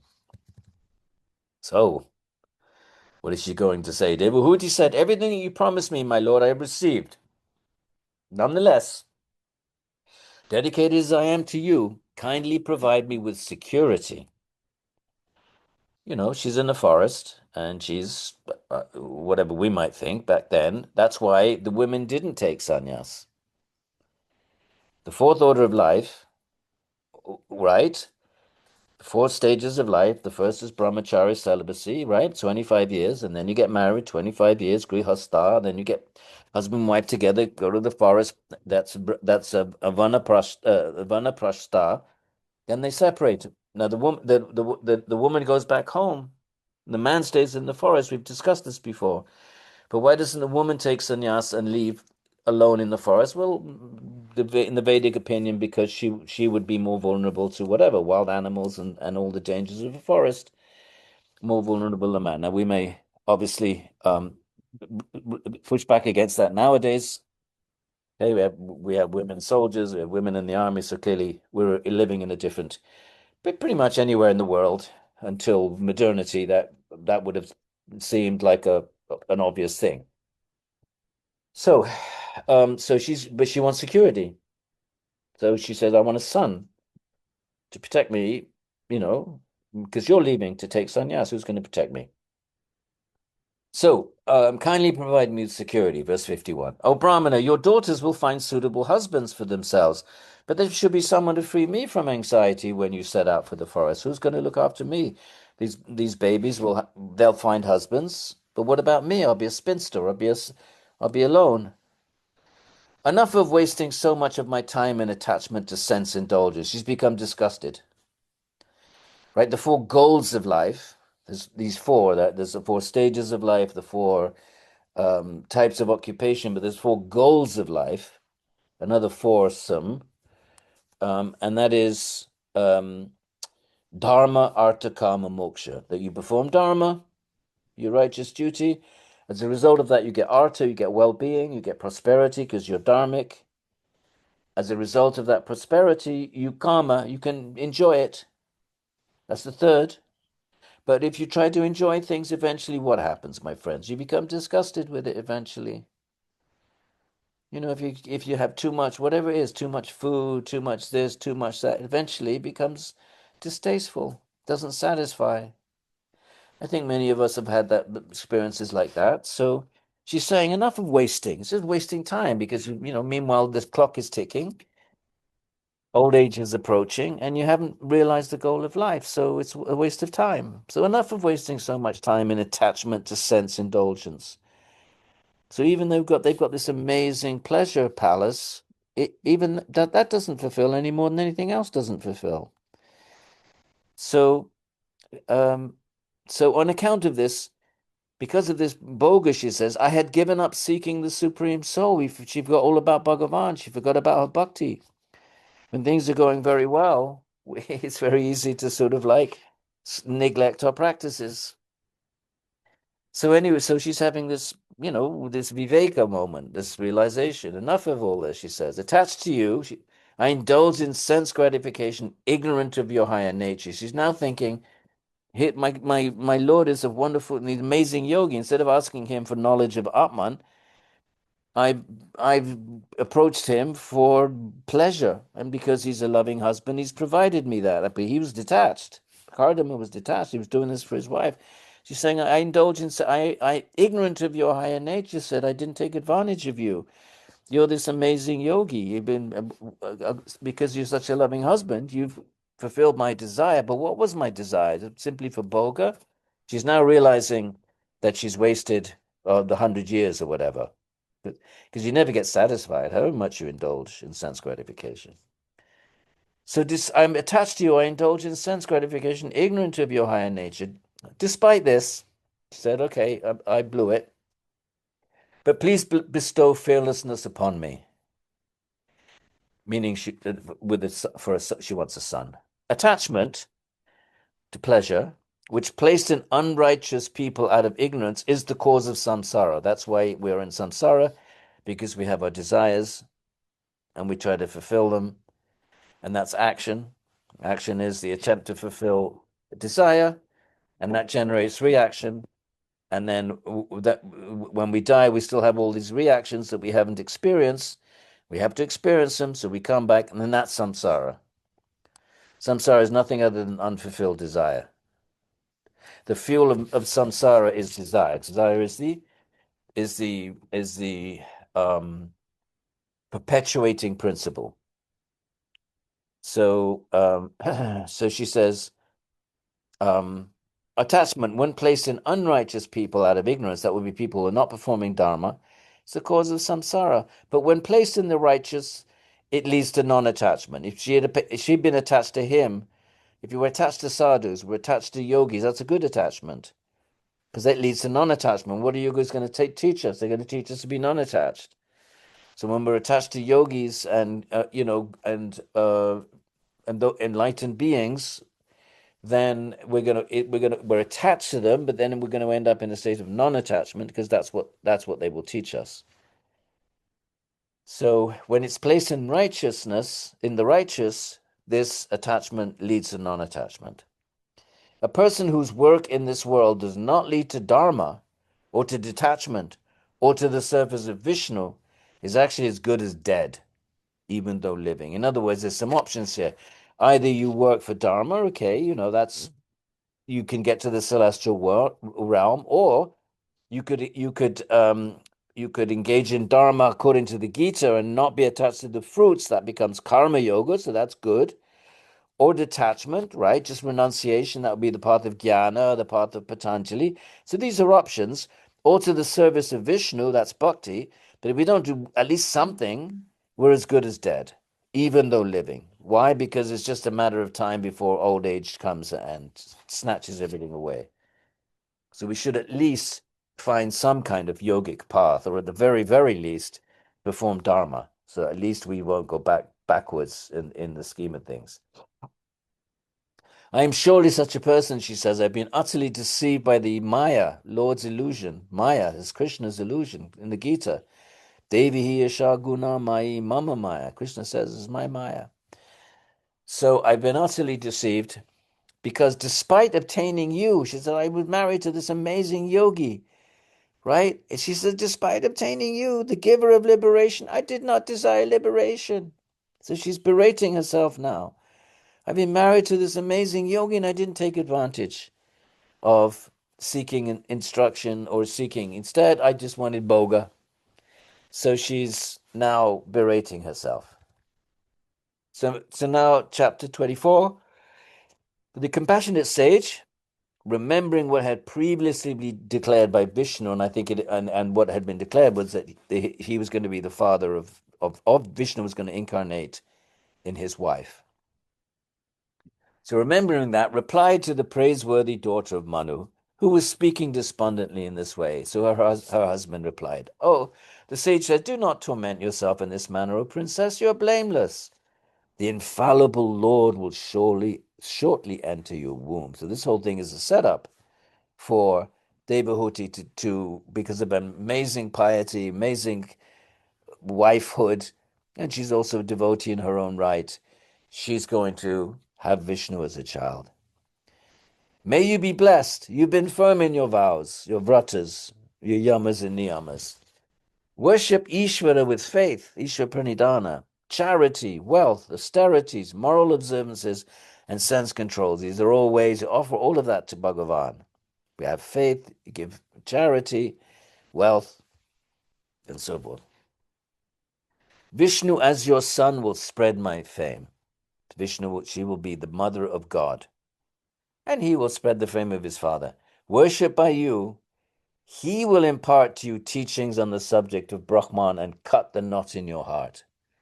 So Karadama says, okay, you feel you wasted your time with me. You didn't ask me, I'm a sage. You didn't ask me for knowledge of Atman or Bhakti. Instead, you wanted Bhoga, you wanted a child. So I created all this palace and I provided you what you wanted. Now you feel like you've wasted a wonderful opportunity, saying, don't feel like that. Because Vishnu himself is going to be your child and he will instruct you. I won't. I'm your husband, but I'm leaving you protected, but also I'm leaving you with a child of Vishnu himself who will instruct you such that you will escape from samsara. So that's that. So Vishnu will worship by you, will impart to you teachings on the subject of Brahman, right? That's Atman, Brahman, and cut the knot in your heart. That's the knot of desire. What binds us to this world are attachments. What is attachment? Just another word for desire. So when you desire something, that thing is in your mind, you latch on, your mind latches onto it, it wants to experience it, and either we do attain it, which case it doesn't fulfill, or we don't attain it, and then we die and it's still not attained. So that's one of the anchors that sort of just drags us back to samsara. So And that's the knot in the heart. The knot in the heart of our desires for things. So Maitreyi said, with great respect, Devahuti fully trusted the advice of Kardama, who was one of the Prajapatis, one of the great progenitors. We won't get into that. She worshipped, but if you're interested in that, you can look in the first canto, first book. She worshipped the supreme soul, Purusha, who is the most worthy of worship. So that's Vishnu. Supreme soul is Param Param Purusha. You have Param Atma, so you have Atman, Param Atma. Param means great. Purusha, Param Purusha, the supreme Purusha, because Bhagavan is also made of consciousness, is also an entity not made of matter. So if we're little Purushas, I'm sorry, I'm yawning. I'm so tired. I think we'll finish in 10 or 15 minutes and see if we have any questions. We pretty much set up the stage then for the son who will then instruct her in yoga philosophy, and that's what we'll get to next week. Next week will be Jnana. This is just a frame story. So, after the passing of many moons, the Lord Madhusudana, another name of Krishna or Vishnu, entered into the seed of Kardama and took birth from Devahuti like fire from wood. So Vishnu then is coming into Devahuti's womb through the seed of her husband. And then this is fairly typical. At that time, hosts of clouds and musical instruments resounded in the sky. Celestial Gandharvas sang, and Apsaras danced joyfully. These are all celestial beings, and they, of course, know that Vishnu is being transmitted in this way. So they become very joyful because they know that the Vishnu will, well, in this case, he'll impart knowledge. But usually Vishnu kills bad guys, like Ram does, and so forth. So divine flowers fell from the celestial realms, thrown by celestials traveling in the heavens. Everything became pure, the directions, the waters, and people's minds. So then Brahma, we had his story last week, right? The first of the yogis. He's this sort of engineer of the universe. So he came along with the sages like Marichi, arrived at the location of Kardama's ashram. Remember, an ashram is just bamboo sticks in a thatched roof, which was encircled by the Sarasvati River. Remember Brahma being unborn and self-manifest? Remember the story, right? He's the first being at the beginning of the new cycle. He knew that the Supreme Godhead had taken birth through his partial manifestation. So what that means is Kapila is not the full Bhagavan. Full Bhagavan is Krishna. But Krishna can manifest a part, not the full potency of Godhead. It's still a kind of incarnation, but it has a limited function. So Kapila's role is to impart Sankhya philosophy, and that's it. So sometimes these avatars have limited jurisdiction. They've limited portfolio. They're given a role to perform that needs only a limited amount of God's actual presence. So they're partial incarnations. It's God, but not manifesting full potency and glory. So therefore, it says here, his pure partial manifestation. And so so God is omniscient, God is omnipotent, God is all these omnis, right? But the Kapila is the omniscience part because he's imparting knowledge. So he's very much associated with knowledge of Sankhya.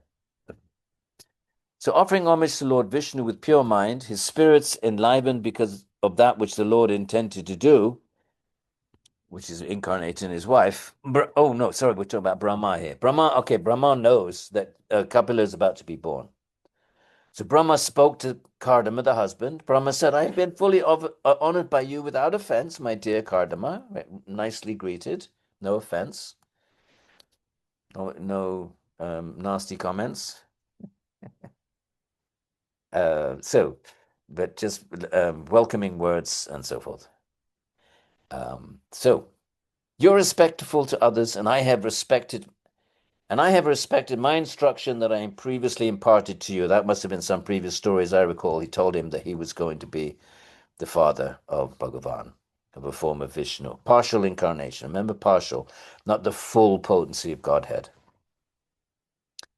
The son should perform service to the father in exactly this manner. And one should accept the words of the guru with gravity, saying, this will definitely be done. If we have a guru, then, we follow the instructions of our gurus. All right, just be careful of that. Now, you've heard me rant about that often enough. These chaste daughters of yours, right, the 9 girls with beautiful waists, dear Kardama, will certainly increase this creation manifold with their own progeny.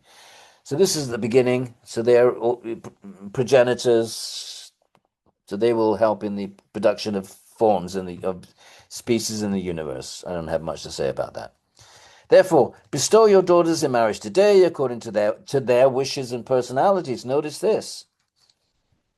This is an arranged marriage, but how is it performed? According to their wishes, the girls' wishes, not forced marriage, and according to their personalities. Find someone suitable to their. We have this sort of negative idea of arranged marriages, but actually there is a certain security about it. So the parents, the ideal, like any ideals, there's so much abuse of ideals. We just have to think of our free press or our political system. It has an ideal, but reality may be something else. But the ideal form is there. So the ideal of an arranged marriage is that the parents and the astrologers, they find someone that has the same qualities so the relationship can endure. It's not based on superficial initial attraction, which wears thin. We all know that physical attraction wears thin very quickly. And so and then what? And then you might find yourself with someone that completely and utterly different personality. So therefore, there is the elders get involved to find a suitable. And they're not just looking at the attractiveness, the external form, but they're looking at deep level compatibility. So anyway, here it says according to their wishes. So it sounds so. It not just sounds like, but it means that the girls had a choice. It was their wishes, wasn't forced upon them, and their personalities. So each of them would have different karma from past lives. They're going to have different personalities, even though they're twins or whatever the novelettes, right? If there's 9 of them, wouldn't they be novelettes? Right? They have quadruplets and quintlets, and I don't think anyone's had. Well, there was one woman, wasn't there, in California who had she took some kind of drug or something, and she had God knows how many kids. There was someone who broke the record. Anyway, according to their wishes, I think it's important just to stress that for a little moment. According to their wishes and personalities, because obviously arranged marriages can become mercantile, they can become abusive, they can become about generating income, they can be about political liaisons. There's lots of other reasons for arranged marriages, but here it's according to their wishes and personalities. That would be the ideal. Hodent sage, I know that the original person, Adipurusha, Vishnu, he's the original, right? God is the original person, has incarnated by his own power and assumed a body. Here he is, Kapila, the founder of Sankhya, a treasure trove for all beings. And he's kind of golden. He has golden hair, lotus eyes, lotus feet marked with a lotus. By means of yoga, right? Wisdom and knowledge. So he's going to be the teacher of Sankhya. So the next class will be about Sankhya philosophy. By means of yoga, wisdom and knowledge, these are all Sankhya yoga terms, he will pull out the roots of action performed in ignorance. He's going to destroy, that's bondage. When we perform action in ignorance, what happens? We make a reaction. We have to receive the reaction, and that's how we come back, and that's what samsara is. So he's going to pull out those roots, which is ignorance. Ignorance means I don't realize I'm Atman, I think I'm body-mind. So when we're in ignorance, we think we will find happiness through body-mind, we act through body-mind, and we generate reaction. So but he's pulling out the roots means he's going to teach that you're not the body-mind, you're Atman. That's what Jnana Yoga is. And that's ultimately what Sankhya Yoga is. The teachings that we're not this. Sankhya, is interested in what matter is. Why is it interested in what matter is? Because it's really interested in what the Purusha is not. You say, oh, I'm a Purusha. What does that mean? I'm a Purusha. With consciousness. Well, what does that mean? But one thing is to say, well, you're Satchidananda, you're Sat, you're eternal, you're Chit. Okay, there's not much you can say. What can you say? Sat Chit. Well, then what do you say? You can't say anything else. Oh, Ananda, all right, Vedanta, throw in some Ananda. But what Sankhya does, okay, let's fine. That's not, we can say that. But how about we say what we're not? That might be helpful. So neti, neti, neti, not this, not this. So they analyze what the metaphysics of the external world. So you're not the mind. To be clear about what is the mind, right? We all think, but Plato thought he was the mind, and he was a brilliant philosopher. So it's not so obvious we're not the mind. It wasn't obvious to the ancient Greeks, and they were brilliant. Plato thought the mind was the psyche. That's what he called the soul, psyche. So therefore, Sankhya sets out to be very clear, because old Plato made a mistake. Or of course, they didn't know about Plato, but if they had done, they would have said, "Oh, he was a brilliant man, but he didn't go the whole way. He didn't go all the way. He left off thinking that the mind is the self."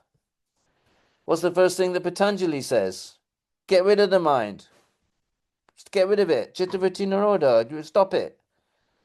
Well, Plato would have said, how can you stop it? That's who you are. Well, the Sankhya would have said, no, you're not. Sit and Nirodha it, Mr. Plato. You should have. You didn't have. You didn't have You didn't have a teacher in meditation. With all your great Greek philosophers, they didn't go the whole way. So therefore, Sankhya wants to be very clear about this. What is it that we're not? So we can't say very much about what we are. We can say a great deal about what we're not, and that's helpful. So this Kapila, he has golden hair, lotus eyes, and lotus feet. All this lotus means he's beautiful, right? When this lotus is within these descriptors, it means you're handsome or beautiful. By means of yoga, wisdom, and knowledge, okay? He's going to be different from other avatars. Like, what does Rama do? Rama doesn't really impart yoga, wisdom, and knowledge. He kills Ravana, who's terrorizing the universe, and he teaches us dharma. But this is going to be this is Kapila associated with Sankhya. He will pull out the roots of action performed in ignorance. He, Vishnu, the destroyer of the demon Ketaba in a previous incarnation, has entered your womb, O Devahuti, daughter of Manu. After cutting your knot of doubt and illusion, he'll give you Atmagyana, knowledge of the self. Then he'll wander over the earth, and he'll be wander and teach the rest of us. This son will be known in the world as Kapila, and will be highly esteemed by the great teachers of the Sankhya knowledge system. Remember, last class we did the first yogi. So because most of you are yogis and you're involved in the yoga world, then we're going to be picking stories that are connected to yoga, so you all can have a better sense of no. Like I've told you many times, nobody reads the Yoga Sutras in India. Only a few scholastic Brahmins in the past read it. So where do Hindus get their yoga philosophy from? These stories. So in these stories, then Kapila is the founder of here it says, he will be highly esteemed by the great teachers of the Sankhya knowledge system. Let's be clear, yoga is is part of Sankhya. It's not different. The 6 schools of philosophy is much later. The earlier period, yoga is a element within Sankhya, not distinct.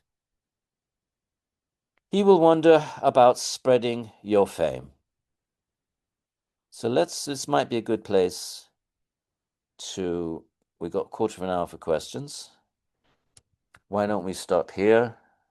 And see if any of you have any questions, my friends. Also, because I'm yawning my head off here, because still recovering from that nasty flu. It's been almost a month. And I don't know if some of you, have experienced it. It kind of lingers for a long time, even though you're back on your feet. Alice has had it as well.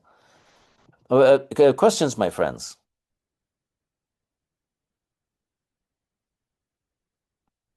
I know this is a frame story. It's a bit unusual one, but I thought you might have fun, and I wanted to have at least get a lady into the narrative. It's so male oriented, these texts, because they're transmitted by male Brahmins, and the males are the Brahmins are the teachers, and there's so much male stuff.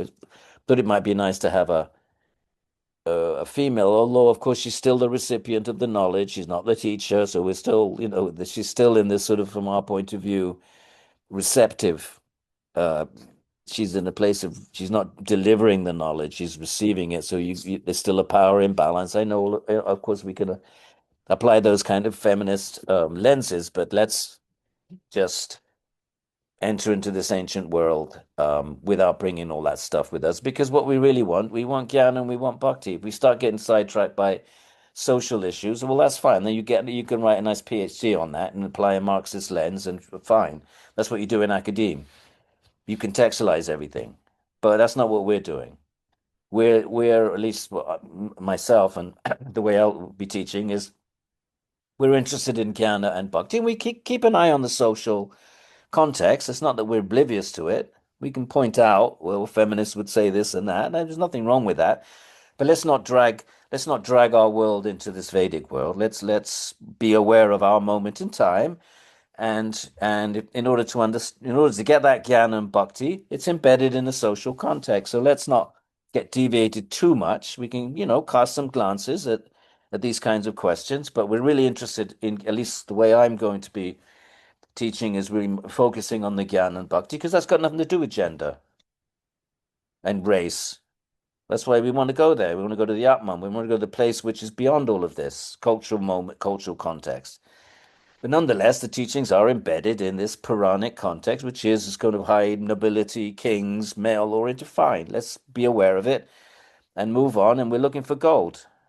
So let's not get sidetracked by the mine and the mountain and all of that. We're looking for gold. Let's go for the gold and be aware, but not get too deviant. Unless you want to be Marxist about it, well, fine. Then it's all just the religion of the opiate of the people. The whole thing is a construct of those who control the modes of production. Sure, but we're not Marxist.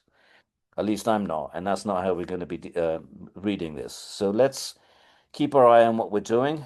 We're looking for jnana, and we're looking for bhakti, and along the way, we'll cast some eyes at gender issues and social issues without getting totally sidetracked.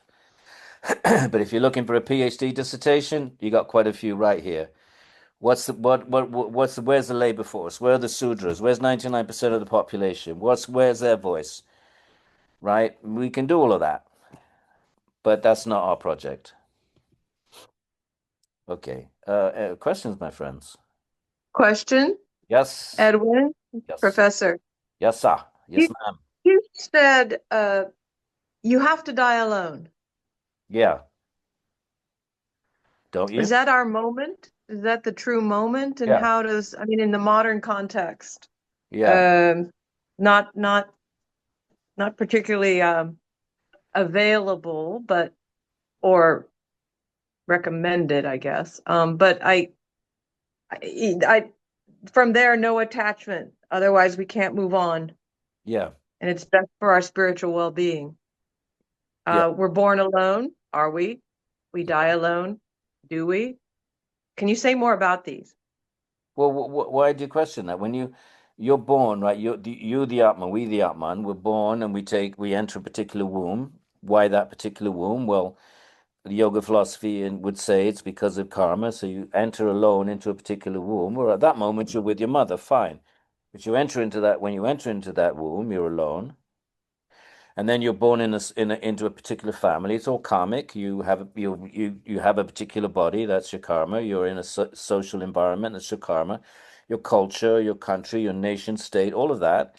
And you go through all of that karmically. And while you're going through it all, you're creating fresh karma. And at the very, very end, they might be surrounded by family and mourning relatives and the rest of it, but you're alone on that deathbed. It's you that's leaving the body. They're not going with you. They're sitting there. They're sitting around the bed. The minute you've gone, 10 minutes later, they're bickering about who's going to inherit what. So, but you're still, so that's the alone part of it, and you're taking your karma with you, and your beloved is not going with you. It's not that you're going to reunite in the yoga. Christians might say that you go to heaven and everybody welcomes you, but that's not what the yoga philosophy says. And even if you met your beloved in the next life, you would never recognize it as your beloved. There might be a spark of familiarity, it might be a bond, there might be this sense of comfort or whatever, but you would never know that was a beloved in a past life. So you go alone. Better to die alone, because you're going to die alone anyway. Better, why not prepare for that? Why hang on till the bitter end to something that's going to get torn away from you anyway? There's a logic to saying it's going to get torn away anyway. So let me, rather than die attached, which is not to my spiritual well-being, let us both, the couple, let us try to sever that. It's in our own interest, and it's also in the interest of the other. If you really loved your spouse, you would want them to get liberated. So you would want to cut that bond for them as well, not just for you. Maybe that's the ultimate act of love. How about thinking of it that way? That ultimate sacrifice. That's a way of thinking about it, rather than clinging on to the desperate end and then you're holding hands and saying, "I'm here, sweetheart." Well, where are you? You're leaving the body. He's going to be holding a cold hand sooner or later. So what's the point of that? If you think it through, maybe it's an act of, you both, if you're cultivating wisdom together, you arrive at these kinds of conclusions. Thank you, Jen. And in the past, you've said that if one takes one's own life, there's still the karmic. Yeah, you don't want to do that. There's still the needs or the unfinished.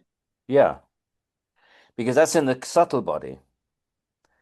If you take your own life, you're suffering so much. There must be a reason, right? Let's say typically it's going to be you're unhappy. Why would you take your own life unless you're suffering?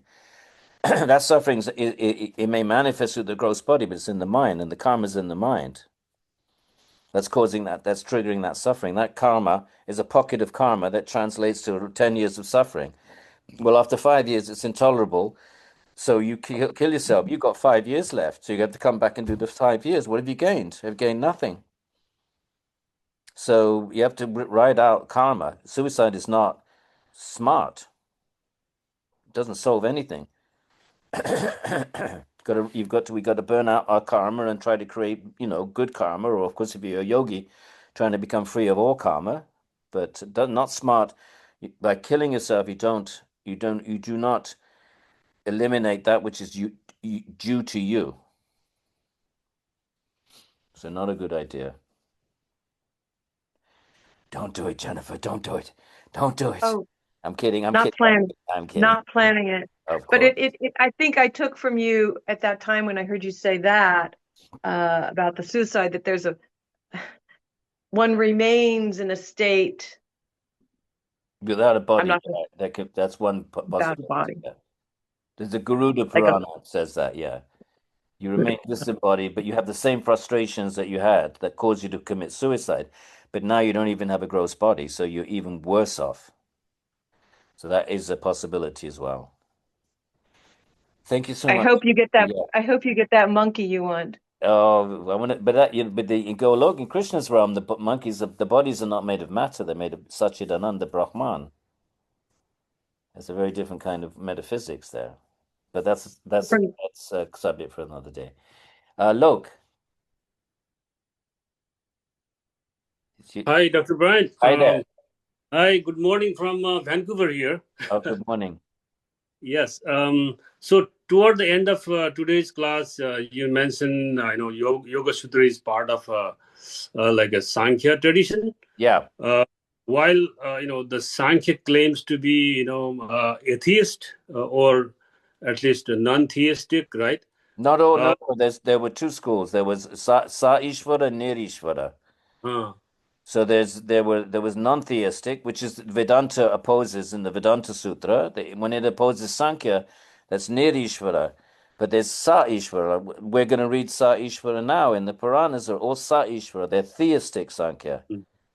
So there's a mistake made in earlier academic scholarship that they said all Sankhya is atheistic because the Sankhya Karika doesn't mention Ishvara.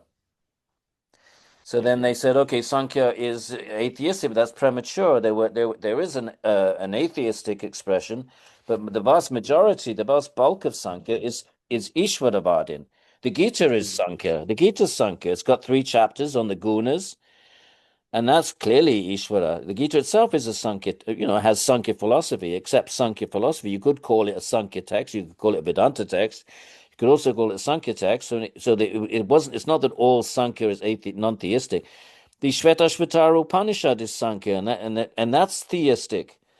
So it was a bit of a hasty, declaration in early Indology that Sankhya is atheistic because of Sankhya Karika. So that's only one expression of Sankhya.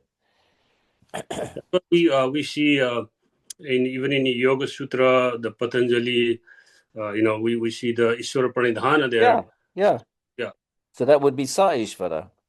Shaishvara. Sa with Ishvara. Sa plus Ishvara, Seshvara. Yeah. Thank you, Lord. Yeah.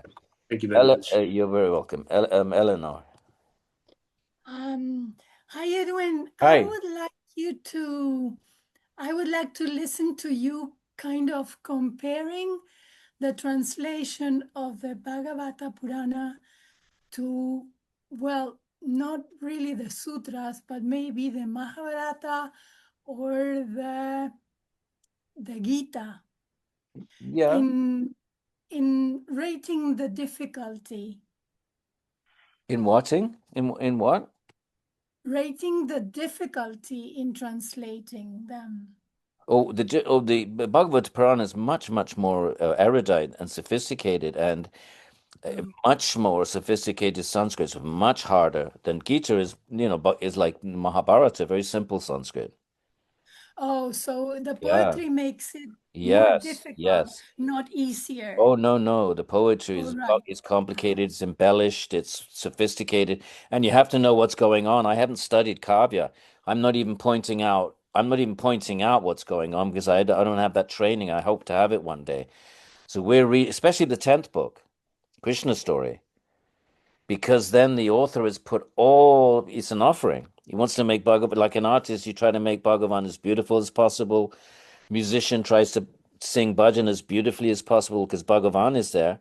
So a writer is trying to make the writing within which Bhagavan is manifesting as exquisitely poetic and as best possible under the highest poetic conventions as possible. You have to be trained to recognize that. All right. Yeah, you need a guide that can point out, look at the full moon. What does it mean? What is the night lotus? What are the associations? What's being conveyed by the imagery, by the setting, by the background? Why this bird is chanting at this time? Why this other bird? All of this is significant. It's not just random description of nature. It's all imparting theological messages. And what happens with the other Puranas? They've just nothing compared, absolutely no comparison at all. Okay. No comparison. You can't compare it. The next, I've told you this, I've mentioned this before, but the Bhagavatam has over 100 commentaries. That's how sophisticated. 2 or nothing. So there's no need for it. It's just straightforward. Vishnu Purana is just simple classical Sanskrit. So that's hopefully something that in this life, I would, if there's something I have left to study, it would be that. I mean, there's a lot I have left to study, but I'd really like to engage the Kavya element. But you need a good guide for that, or you need. I mean, you'd have to get the right books, and it's a whole field of studies like Vedanta. It's a whole field unto itself. It's called Kavya, and and there's one Bhakta wrote a PhD dissertation how Bhagavatam is different from everything because he sees it as a merger of Vedanta and Kavya. Oh. Yeah. So the other. You have epic, Mahabharata. So there's epic, there's epic. There's these different genres, but that he wrote a whole PhD dissertation. So it's got this Kavya element, with nothing else has that. All right. And because it's Bhagavan, the Bhagavata is giving you Bhagavan, so it's got to be exquisite on all levels. If you're going to do a kirtan, for example, if you're an Indian, you train for years and years and years, then you can do a kirtan to worship Bhagavan in the best possible, sonic way. And an artist is doing the same thing, training, so you can depict Bhagavan in the most exquisite way. And you're a dancer, you're training your whole life so that you can do the Krishna Leelas in the most wonderful. It's all your offering of bhakti. So if you're an author, you're doing the same thing. You're writing, you're bringing in all the poetic conventions so that when you present Bhagavan, he's presented in this beautiful literary lotus full of poetic embellishments and richness and just sophistication. So, but you need to be able to recognize it, which I'm not. Okay. Yes. Any more questions, my friends? Thank you. Any more questions? Otherwise, we've did our 2 hours and we know how we end. How do we end? Jai Sri Sri Radhe Radhe Radhe Radhe Radhe Shyam. Have a great rest of the season, everybody. I'm going to stop recording and just quickly check the chats.